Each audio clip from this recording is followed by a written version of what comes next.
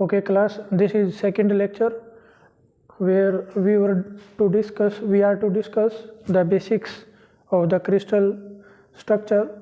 We have done the translation vector. We will discuss a little bit about translation vector. Translation vector T, this is equal to n1 times of primitive vector plus n2 times of vector B, then n3 times of vector C.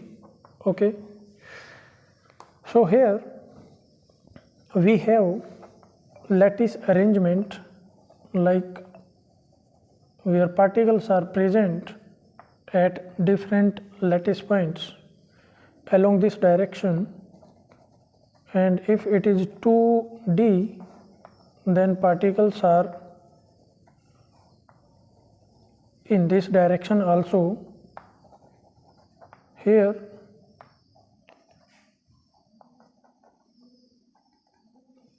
we are to discuss the translation vector in 2D. Okay, now if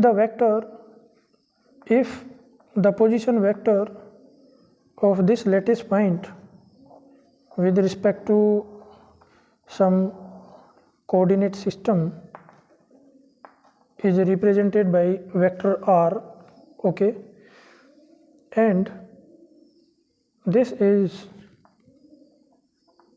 the vector corresponding to another lattice point. Let this is vector A, this is A point and this is B point, and the vector corresponding to this is let r dash. Okay, then how point A and B are connected with each other? These are connected via T. Okay, so here from vector analysis you can see this is the origin and these are different independent directions, or you can assume them y axis and x axis as you have done. So here vector T from vector analysis also you can write it to be r dash vector. This is equal to the vector sum of vector r and vector T. Okay, or this is equal to vector r plus n1 times of vector A, n2 times of vector B. So this is how you can move from one lattice point to another lattice point using translation vector T. Okay, so we have done all these things. Now we are to see what is unit cell. So firstly, what is unit cell?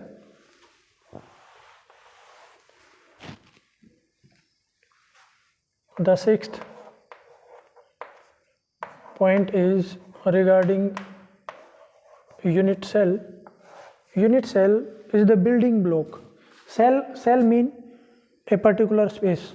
Okay, so this is why unit, because if it is repeated again and again, then you can get the whole lattice. So unit cell is the basic, can be assumed to be the building block of the lattice structure. So in this case, how you can take the lattice cell which is repeated over and again in all possible direction, so that you get the whole lattice structure. So if I assume this is a unit cell, if you repeat it in this direction and in this direction, if you repeat it in two directions, then you will get a 3D structure, that will be crystal structure. Okay, so now come to the primitive fundamental translation vectors which are independent to each other. So here we have this is let vector a1 and this is vector b1. These are primitive fundamental translation vectors. Okay class, so here you see this unit cell is made by vector a1 and vector b1. Okay, now the thing is, this is the only way to choose unit cell? No, we can choose unit cell in other ways also.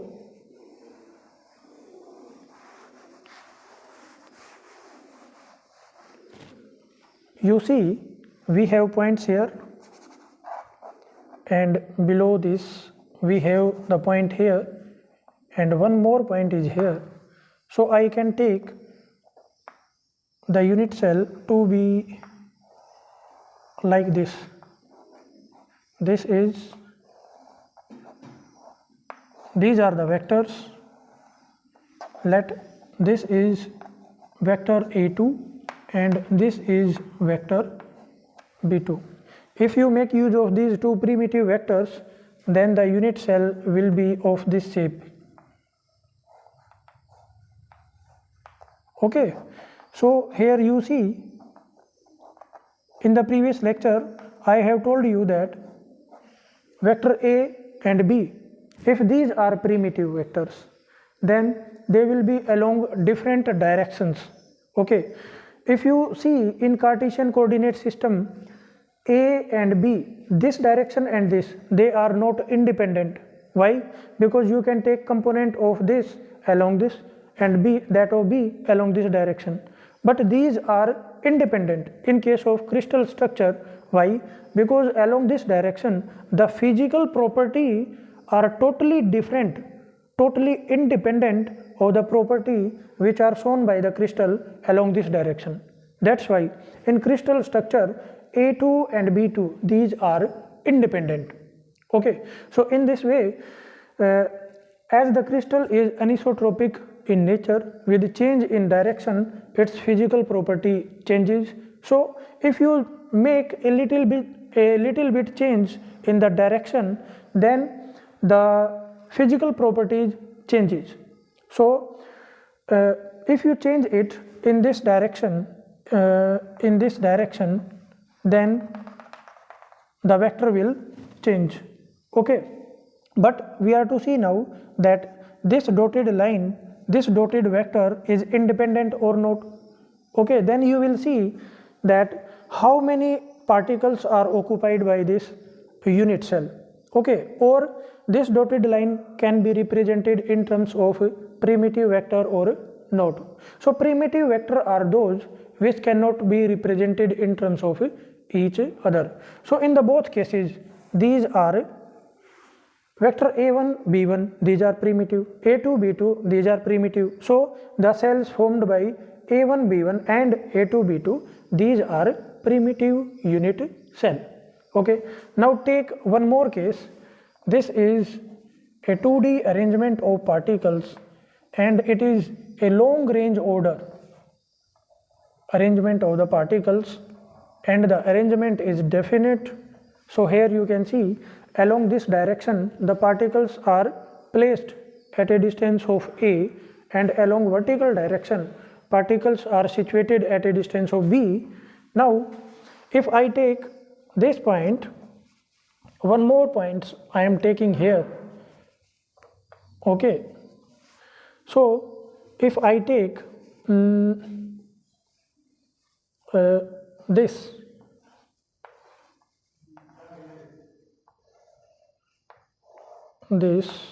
to be a unit cell, let us suppose you have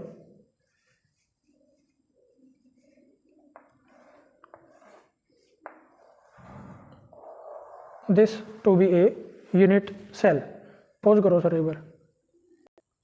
Now let us take this example and we are to see that this can be primitive cell or not. Okay, so here you will see that we have particles. Okay, and the particles are present at the corner as well as in the middle of this side. So if this is vector B and this is vector A, then the lattice point this can be represented by a vector C, and this vector C is not linearly independent. This is not primitive, this is not fundamental translation vector, because it can be written in terms of vector A plus one time of vector B. So this is how you can decide that a given unit cell or the unit cell with whatever you are taking, that is primitive or not. One more thing to justify to judge that the unit cell is primitive or not is that, see what is the contribution of the basis in the unit cell. If the total contribution of the particles present on the corners, that is unity, then also unit cell will be primitive, otherwise it is non-primitive. So here you see, here the vector C, this is non-primitive, not fundamental. Okay, so this unit cell is not primitive. Okay, and in this the number of particles must be greater than 1. Okay, now we see, let I represent the particles by circle in the first case. Okay, and these particles, okay, come to this point, come to this particle A and B, these are A and B, these are perpendicular to each other in the first case. Okay, so the contribution of this particle is 1/4. 1/4 of this particle is inside the unit cell. Okay, so come to another particle. Here also 1/4 of the particle is inside the unit cell.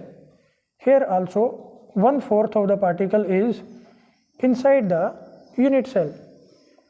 1/4 is here. So basically in the first case, where vector A and B, A1 and B1, these are perpendicular to each other, here the contribution of one particle is 1/4 and the total number of particle is 4. So here the total number of or effective number of particle for this unit cell, that is 1. Okay, now come to this. Here we have 4 particles at the corner and A and B are perpendicular to each other.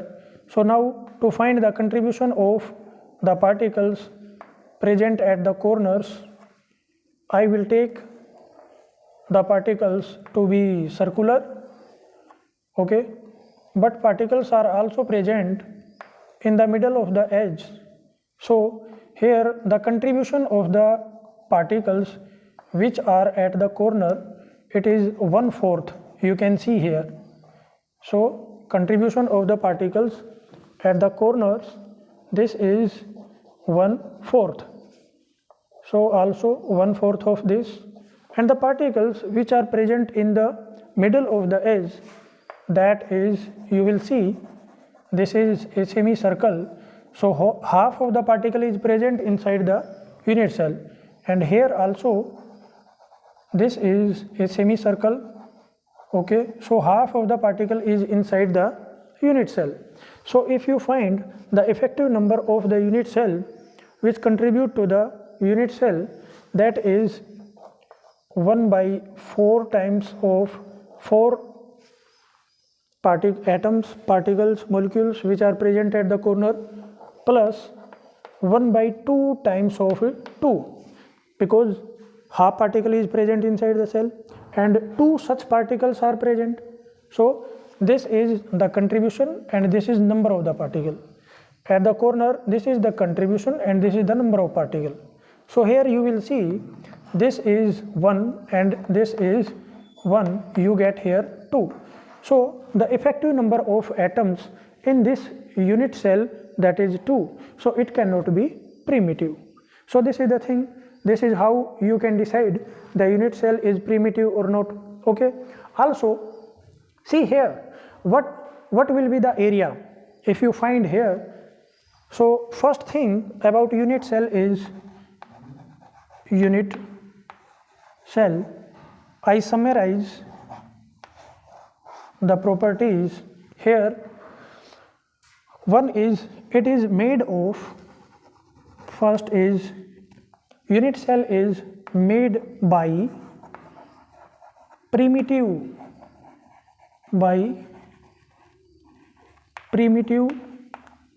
vectors. Okay class. Okay, independent, जो linearly independent vectors होंगे, those will form a unit cell. Second one, effective number of particle, that will be 1. Second is effective number of basis point or particles, constituent particle,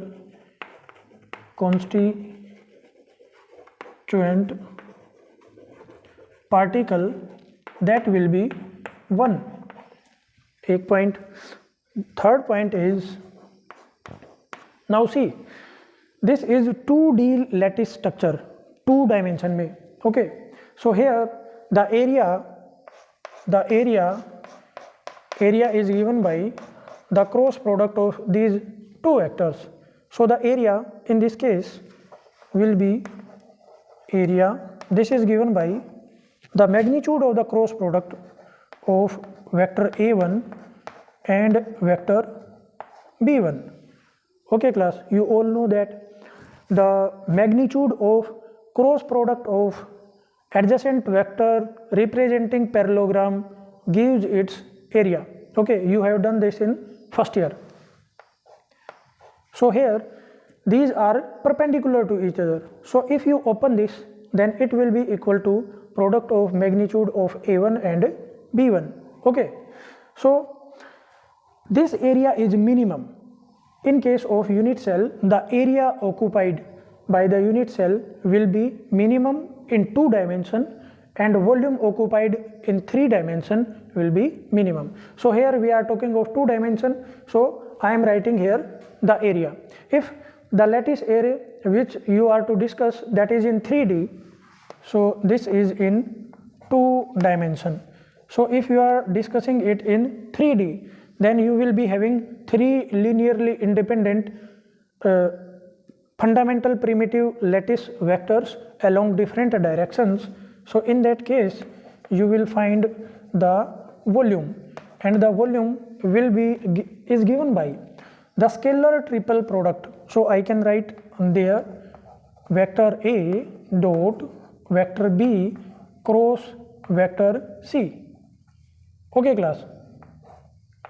So without taking plus minus into consideration, I am taking its magnitude. Okay, so here this is the volume in 3D, so it must be minimum. Okay class, so here I erased it, sorry class, I am making it again. So it was something like this. It was vector A1 and this is vector B1. So this is the area which is occupied by the unit cell. In this case, if you come here, then you will see that this area is twice of the area occupied by this unit cell. Here this is the area.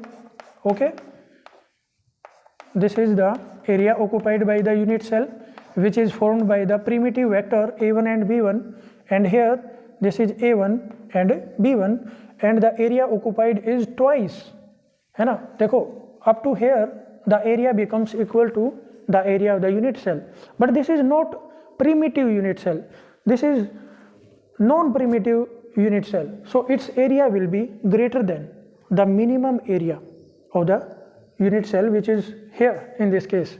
So here the area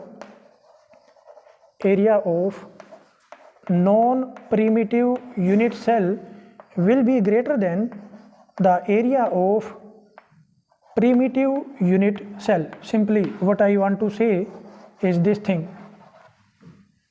I think it is clear in your mind. In the same way, if you take any unit cell which is non-primitive in 3 dimension, its volume will be greater than that of the volume of the unit cell, primitive unit cell in 3 dimension. Okay, so class, we have seen that the area occupied by the unit cell, that is minimum, or in 3D the volume occupied by the unit cell, that is minimum. Now see, in this arrangement, can we say that these both are unit cell? Yes, because the area of this square will be equal to the area of this parallelepiped. Okay, so now we have to see, can we form other type of parallelogram here which is having same area? Yes. Now see,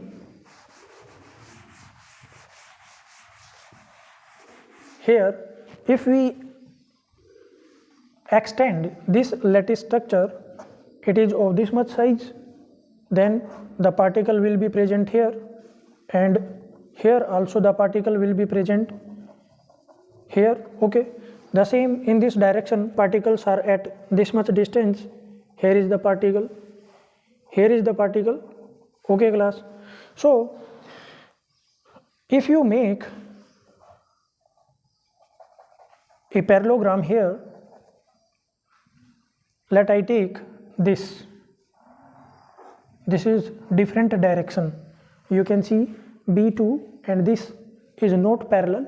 Okay, there is some shift in the direction. If I join this point with this, then this vector will be this. Okay, I am writing it B3. Okay, B3. Okay, now come to this. This is A2. This is A2. Okay, you can write it A3, no problem, because these are same in magnitude and their direction is same. Okay, so if you make a parallelogram using these two vectors, these two primitive vectors, then it will be something like this. Okay, the area of this and this parallelogram and this square, that will be equal. So all three options are correct. This option, option B and option C, all three are correct, and B3, B2 and B1, these are linearly independent. Okay, and A1, A2, A3, these are same, but they are linearly independent of B3, B2 and B1. Okay, so in this pair, A1, B1, here A2, B2 and here A3, B3, these are linearly independent. Okay, and primitive fundamental translation vector, so they can form a unit cell. Okay, so I rubbed the properties. Okay class, so this was the first thing. Unit cell is formed by primitive vectors and the area occupied by unit cell, that is minimum. Okay, so next lecture will be on symmetry operations. Okay, thank you class.